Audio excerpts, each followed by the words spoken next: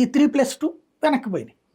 వాళ్ళ పార్టీలు ఇప్పుడు స్ట్రాంగ్ గా ఉన్నాయి కాబట్టి ఈ 10% అక్కడ డిసైడింగ్ ఫ్యాక్టర్. అంతే కదా. కాబట్టి ఇక్కడ కాన్సెప్ట్ అంతా కూడా దాని చుట్టూతో నడుస్తుంది. మిగతాదంతా కూడా ఉత్తుత్తి చర్చలే, ఇక ఏది పడితే అది మాట్లాడుకోవడం అన్నట్టు. ప్రాక్టికల్ గా రేపు పొద్దున జనం చూస్తారు. ఈ లోపు ఎవరు ఫార్ములాలు వాళ్ళు చెప్పుకోవచ్చు. జగన్కి జీవితంలో నాశనం అయిపోతాడు, వెళ్ళిపోతాడు, చచ్చిపోతాడు, లేకపోతే కొట్టేస్తారు, తుచ్చేస్తారు, జైల్లో పడేస్తారు. అంటే బాబు గారి ఆలోచన ఒక వ్యూహం, ఆయన రాజకీయ చాణక్యుడు కాబట్టి ఏదో ఉంటాయంటారు కదా. 30 ఏళ్ళు వెనక్కి వెళ్ళిందంటే డెవలప్మెంట్ ఆస్పెక్ట్లోనే ఆయన మాట్లాడుతున్నది. డెవలప్మెంట్ ఏం జరగలేదు, ఇప్పుడు నేను ఇమీడియట్ గా దాని మీద దృష్టి పెట్టబోతున్నానని ఆయన ఉద్దేశం. అంతే కదా ఆలోచన. ఆయన మొదటి నుంచి అదే చెప్పుకొస్తున్నారు. 30 ఏళ్ళు వెనక్కి వెళ్ళిపోయింది రాష్ట్రం. అదే అంటే 30 ఏళ్ళు వెనక్కి వెళ్ళడం అంటే ఏంటని జనాలు చూస్తారు.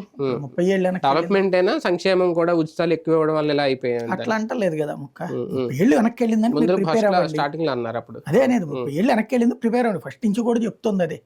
ఈ పాయింట్ అని ఎత్తట్లేదు. అదే అవును. టోటల్ గా రాష్ట్రం వెనకబడిపోయింది. ఆటవిక కాలం అనొచ్చు ఈ గొడవలు, లేకపోతే కనుక కొన్ని దాడులు, డెడ్ బాడీలు, డోర్ డెలివరీలు, ఇవన్నీ దృష్టిలో అని ఉండొచ్చును ఆటవికం వైపు అన్నటువంటిది. అది అనే అర్హత అంతకు ముందు ఉంది. అధికారంలోకి వచ్చాక ఈయన గనక ఈ గొడవల్ని గురించి ఖండించుంటే ఆ పదానికి ఒక అర్థం ఉండేది.